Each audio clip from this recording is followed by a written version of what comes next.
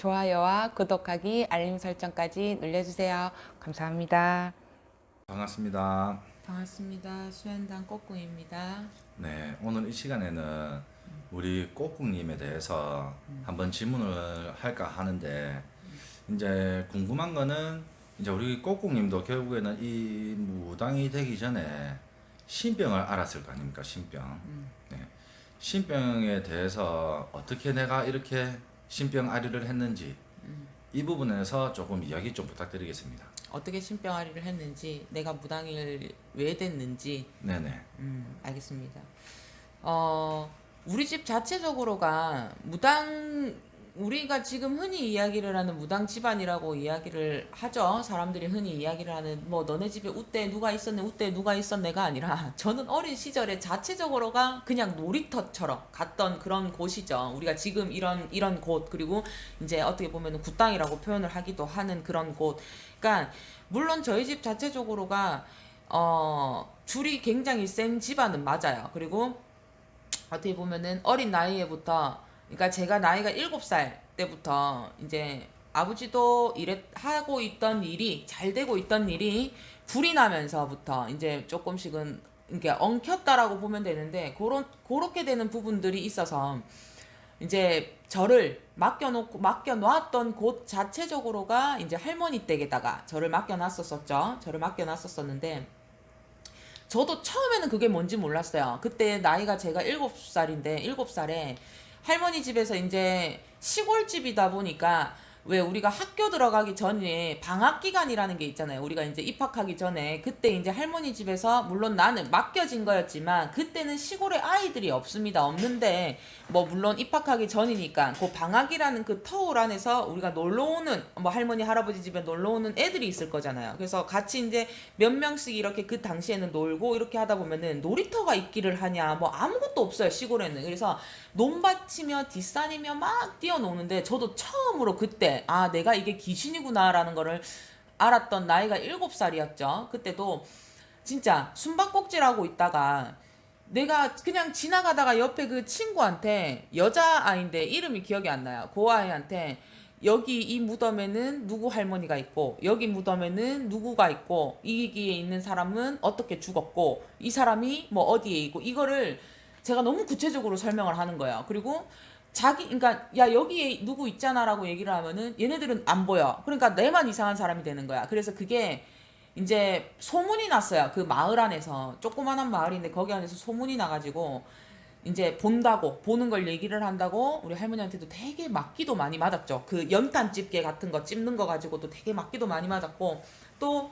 본다라고 얘기하는 그 자체적에서도 되게 싫어했었어요. 할머니가 아셨겠죠. 아셨으니까 내가 보고 이러는 거에서도 되게 싫어하셨던 것 같아요. 그리고 굿도 어떻게 보면은 자고 있다가도 갑자기 끄집어 당겨가지고 막 이상한 걸 뒤집어 씌워놓고 막 하고 그랬었거든요. 그러니까 내 어린 기억에는 그걸 좀 많이 눌려줬었던 것 같아요, 우리 할머니가. 근데 제가 이제 점점 커가면서 눈에 보이는 것도 더 또렷하게 보이고, 제가 그래서 우리 엄마한테 한 날, 제가 그때 20살도 안 됐었을 때, 엄마, 그 당시에 우리 집이 아파트가 9층인데, 우리 엄마한테 또, 엄마, 우리 집이 9층인데 저기 바깥에 베란다에 서 있는 할아버지는 누구야? 그러니까 우리 엄마가 이렇게 보더니, 어디? 이러더라고. 그래서 내가, 엄마, 여기는 분명히 9층인데 왜 저기 할아버지가 있지?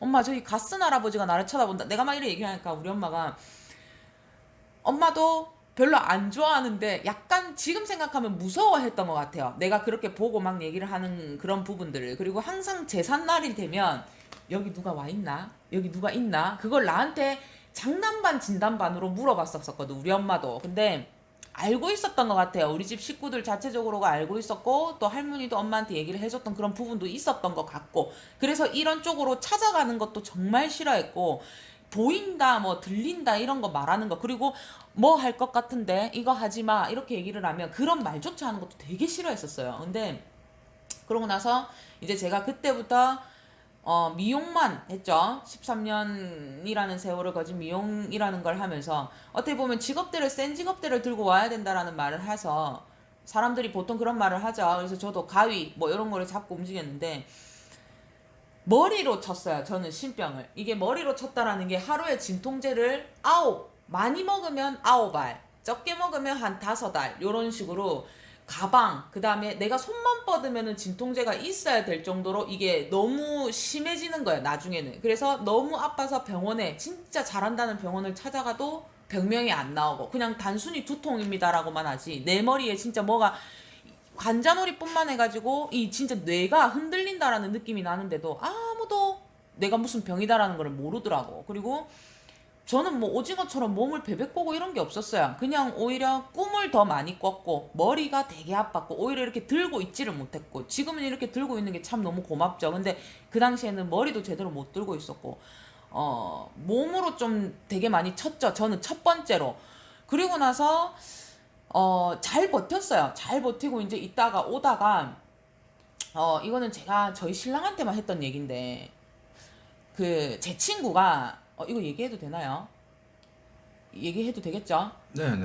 제 친구가 점집을 알아냈으니 자기가 이제 자음을 한번 보러 가고 싶다고 해서 나보고 같이 가달라 하더라고. 자기가 무섭다고. 그래서 내가 정말 가기 싫은데 같이 가달라고 부탁을 하니까 같이 갔었습니다. 같이 갔었는데 그때 제 나이가 20대 초반이었거든요. 20살, 21살, 아무튼 21살인가 22살인가 그때쯤이었을 거예요. 그때쯤인데 아직까지 제가 기억이 나는 게 해운대 무슨 이렇게 아파트였는데 거기를 딱 들어갔더니 그 지금은 이제 선생님이죠. 그러니까 그분이 딱 나오시면서 나랑 내 친구한테 이렇게 인사를 하는데 내 친구한테는 그냥 이렇게 인사를 하고 나한테는 90도로 이렇게 인사를 하시더라고. 그래서 나는 이분 되게 인사성이 바르구나. 난 나 혼자 속으로 그렇게 생각을 하고 있었는데 이제 나는 밖에서 기다리고 있고 이제 내 친구는 점을 보고 이제 나오는데 내가 이제 일어서서 가려고 하니까 나보고 안 보냐고 물어보더라고. 나는 아니야 안 볼 건데요 라고 내가 얘기를 하니까 나보고 그분이 이제 하시는 말씀이 나는 아직까지도 기억나는 게,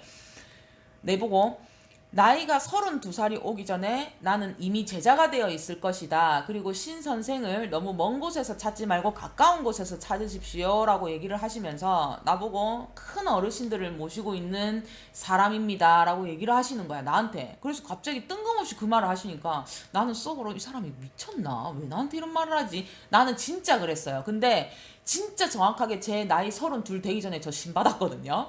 그러니까 지금 내가 32이니까 나는 32 되기 전에 신을 받은 게 맞아. 그래서 내가 우리 신랑한테 그 얘기를 하니까 우리 신랑이 그 아파트를 대충 기억하겠냐 하더라고. 그래서 내가 대충 보면 기억할 것 같다 해서 거기를 진짜 찾아다녔어요. 그 정도로 나는 그분을 너무 꼭 한번 만나고 싶어서. 근데 결국은 못 찾았죠. 제가 거기까지는 기억이 안 돼서. 근데 그 말을 항상 가슴속에 듣고 있으면서도 그래 언젠가는 그런 게 있겠지, 뭐 진짜 때가 그 사람 말처럼 때가 되면 그런 게 있다라고 하면 진짜 나도 모르게 그 길을 가고 있겠지라는 생각은 항상 하고 살았는데 어떻게 잘 버티고 왔어요. 일 잘하고 있으면서 진짜 돈도 돈대로 정말 잘 벌고 누구보다 진짜 뭐 미용하면서도 내가 내 월급 받아가는 것 치고는 많이 받았고, 그래서 별 걱정 없이 살고 있다가 이제 이게 우리 신랑을 딱 만나고 결혼을 하면서 이게 다시 시작이 된 거죠. 이게 어떻게 됐냐면 신랑하고 만나서 연애를 하고 있으면서도 진짜 약을 이 정도로 먹어도 되나 싶을 정도로 약을 계속 먹었죠. 진통제를 다시 찾고 있는 거야. 다시 찾고 있고 먹는 횟수도 더 많아지고 아프고 오는 통증도 더 심해지고. 근데 중요한 거는 이제 내가 그거에 버티는 요령이 생겼잖아요. 그러다 보니까 이게 이제 우리 신랑한테로 가는 거예요. 그래서 나랑 결혼하고 2달인가 3달인가 있다가 당뇨 판정을 받았는데 급성 당뇨. 그러니까 그 당시에 우리 신랑 나이가 32살. 그러니까 저랑 6살 차이가 나니까 32살이었는데 그 어떻게 보면 젊은 나이에 급성 당뇨가 왔는데 병원을 갔는데 이게 측정이 안 될 만큼 당뇨 수치가 올라갔더라고. 그래서 나는 처음에 이게 뭐지? 라고 그때 당시만 해도 그거를 몰랐죠. 이게 신랑한테도 이렇게 갈 수 있구나라는 걸 나는 몰랐습니다. 왜 그러냐면은 이미 우리 할머니는 돌아가셨지. 그리고 그분은 찾을 수가 없었지. 그렇다고 해서 내가 점집을 다니는 사람도 아니지. 이러니까 내가 모르잖아. 그래서 그런가 보다라고만 하고 있었는데 제가 그때 미용실을 하나 오픈을 해서 가게를 열어서 이제 가게 원장님 소리를 들으면서 가게를 장사를 하려고 이제 준비를 하고 있었던 찰나였고, 이제 그 신랑이 당뇨 판정을 받았었을 때는 내가 다른 데서 일을 하고 있었고. 그러면 선생님 이 당뇨 판정 받고 음. 이런 것도 어찌 보면 신병의 일부 중에 그게 바로 인연줄로 치는 부분이었던 그렇죠. 건가요? 인연줄로 쳤던 거였죠. 그래서 어떻게 보면은 저는 제가 봤을 때는 인연줄로 쳤다라는 부분도 저는 내 옆 사람이니까 내 옆에 사람을 쳐낸 거기 때문에 뭐 물론 이 사람하고 헤어졌습니다라는 거는 아니지만 내 옆에 사람을 건든 거잖아 어떻게 보면. 그래서 그런 부분들도 있었고, 그리고 우리 신랑이 인연줄로 좀 많이 지었죠. 나랑 결혼하고 혼인신고 하자마자 그 거진 10년. 일적인 부분으로 있었던 사람들까지 등지고. 그렇죠. 이 네. 같은 업계에서 일을 하고 있었던 사람들하고 등을 지고, 그리고 차도 사고가 나고 사기도 당하고 진짜 별의 별일이 많았죠. 진짜 내가 왜 이렇게 살아야 되지라는 생각이 들 정도로. 키우고 있는 개들도 그때. 네, 네. 맞아요. 우리가 키우고 있었던 개들도 우리 신랑이 좋아하는 순서대로 개들이 한 마리씩 죽어나가는 거예요. 그래서 우리가 그 당시에 16마리의 개들을 키웠거든요. 이제 대형견들만 유기견 센터에서 이렇게 왜 안락사 직전인 애들 데리고 와서 임시보호하고 있다가 저희가 이제 좋은 곳에 분양도 시켜주고 입양도 보내주고 뭐 이렇게 하고 있었는데, 좋아하는 개들을 한 마리 한 마리 다 죽이는 거예요, 진짜. 그래서 마지막에는 진짜 딱 3마리를 남겨놓고 다 죽여버리더라고. 와, 이게 진짜 무슨 일이지? 거기에서 진짜 완전 멘붕 아닌 멘붕 상태가 왔고, 그 사이에 나는 이제 미용실 오픈을 했는데, 그것도 이제 완전 가게에 진짜, 이게 진짜 사람 사는 건가 싶을 정도로 그랬죠. 그리고 이제 마지막에는 우리 신랑이 이제 우울증이 왔죠. 이제 대인기피증, 공황장애 이런 게 이제 같이 겹치다 보니까 진짜 딱 1년이라는 시간을 집 밖에서 안 나가더라고. 아예 사람을 안 만나려고 하고. 그랬는데 내가 이제 그때부터 마음이 조금 많이 무너졌던 것 같아요. 나는 절대 이 길을 안 걸어가야지라는 마음을, 나는 한평생 이렇게 나는 절대로 안 갈 거다라는 거를 내 마음속으로 다짐을 하고 산 사람인데, 내가 처음으로 그때 무너졌던 것 같아요. 그래서 이제 여기 우리 엄마랑 한 번씩 갔던 절이 있어요. 그래서 내가 그 절에 올라가가지고 도대체 나한테 이러는 이유가 뭔지 모르겠다. 거기서 진짜 한참을 진짜 속에 있는 말을 다 했던 것 같아요. 내가 왜 이렇게 해야 되는지 모르겠고, 왜 이렇게 살아야 되는지 모르겠고, 나도 살고 싶다. 살고 싶은데 좀 방법을 가르쳐 줘라. 내가 진짜 그렇게 많이 빌었던 것 같아요. 한동안 계속 절에 다니면서 빌었어요. 그때는 내가 뭘 할 줄 모르니까. 그러다가 우연치 않게 점집을 갔는데, 우리 신랑한테 말도 안 하고 내가 혼자 점집을 갔죠. 일하고 있으면서 이제 가게 문 열어놓고 내가 이제 몰래 갔다 왔는데, 갔다 왔는데 거기에서 또 그렇게 얘기를 하더라고. 그래서 내가, 니는 신을 받아야 된다. 니는 무당이 돼야 되는 아이다. 그래서 제가 그때 처음으로, 내가 진짜 이 길을 가야 된다라고 하면 난 가야 되겠구나 라고 내가 그때 처음으로 마음을 먹었는데, 내가 그 아까 제일 처음 말했듯이 그 해운대 그분이 갑자기 생각이 나는 거야. 그분이 말했던 건. 그래서 내가 그분을 찾으려고 했는데도 제가 못 찾았습니다. 그래서 제가 저희 신랑한테 얘기를 했죠. 오빠, 사실은 내가 오빠한테 속인 게 있는데, 내가 사실은 7살 때부터 귀신을 보고 산 사람이고, 내가 원래라면 무당이 돼야 되는 사람인데 어떻게 보면 지금까지 버티고 왔다. 오빠가 이렇게 된 부분도 내 때문인 것 같다. 이게 모든 상황들이 우리 집이 이렇게 된 게 다 내 책임인 것 같다.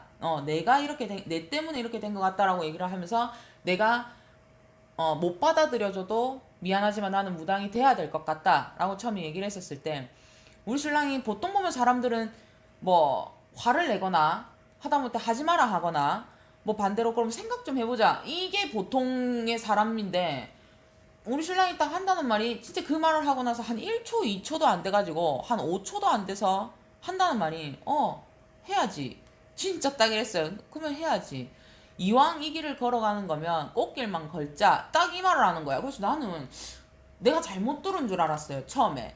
그러고 나서 어떻게 보면 받아준 거잖아. 그래서 내가 참 고맙더라고, 그 부분에서는. 그래서 이제 막 이기적인 이제 준비를 하고 있는 그 찰나에 우리가 좀 뜸을 들인 건 있었던 게 맞아요. 이제 뜸을 들이고 있었는데, 그 딱 뜸 들이는 상황에 무슨 일이 있었냐면은, 우리 딸아이가 아픈 거예요. 이유 없이 진짜 2달을 병원에서 입원해 있고, 그 어린 애가 그 당시에 돌이 지난 상태인데 주사바늘을 온몸에 다 꼽아야 되는 거예요. 그리고 병명도 안 나와. 왜 아픈지도 몰라. 병원에선 찾지를 못해. 그리고 나서 2달 정도 입원하고 있어. 퇴원하고 나면 진짜 병원비도 없어서 친정엄마한테 도와주세요 해서 엄마가 내주고 나면은 또다시 집에 데리고 오고 나면 또 좀 있으면 또 하고, 이걸 반복을 하는 거예요, 계속. 그래서 내가, 이게 이제 오빠한테 그렇게 하다가 도저히 안 되니까 우리가 계속 뜸을 들이고 하니까 아이까지 건드는구나. 아이까지 이렇게 아프게 하는구나.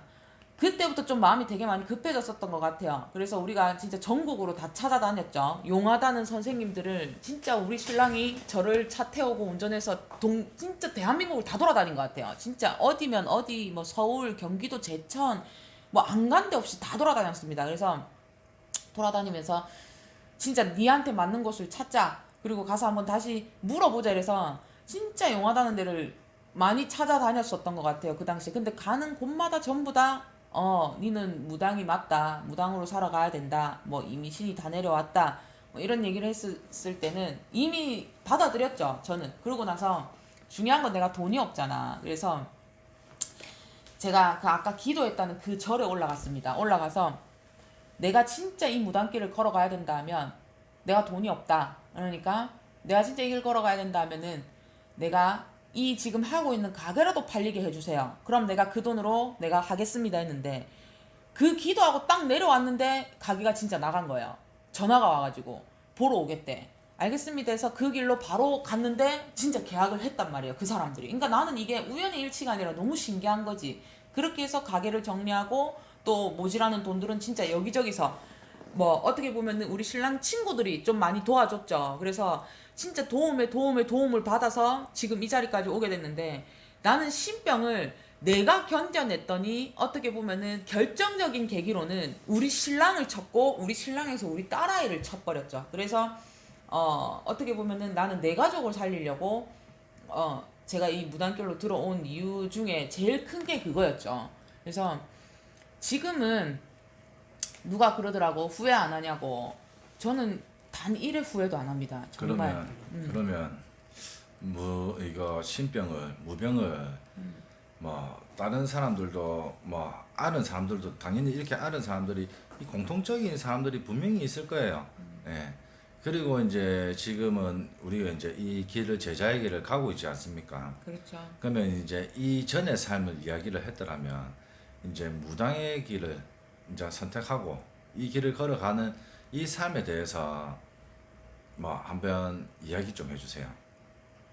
일단은 첫 번째로는 든든한 내 편이 생겼다는 거. 그러니까 내 편이 생겼다라는 표현이 뭐냐면 진짜 내가 뭔 행동을 하고 내가 뭔 말을 하고 물론 죄를 지으면 안 되고 내가 나쁜 말을 해서도 안 되고 내가 진짜 조심해야 되는 건 맞아요. 맞는데 그래도 나를 이뻐해주고 감싸주고 보듬어 안아주는 내 어르신들이 있으니까 참 든든하다라는 거는 있죠. 그리고 자신감도 좀 많이 생기는 것 같고 또 할머니 할아버지의 말 한마디를 물론 말을 내뱉어 주는 건 나지만 어떻게 보면은 뭐 우리 할머니 할아버지가 전달해주는 내용을 듣고 가셔가지고 잘 됐다라는 연락도 오고 하다못해 또 뭐 이렇게 됐는데 어떻게 해야 됩니까? 라고 물어보시는 분들도 있고 참 그런 거 보면 저도 신기하면서도 좀 놀라는 그런 부분들도 많고 되게 고맙고 감사하고 그러니까 이게 조금 사람을 보는 방향이 좀 틀려진 것 같아요. 옛날에 나였다라고 하면 그때는 정말 부정적인 생각, 부정적인 마음, 네가 왜, 내가 낸데 이게 있었으면 지금은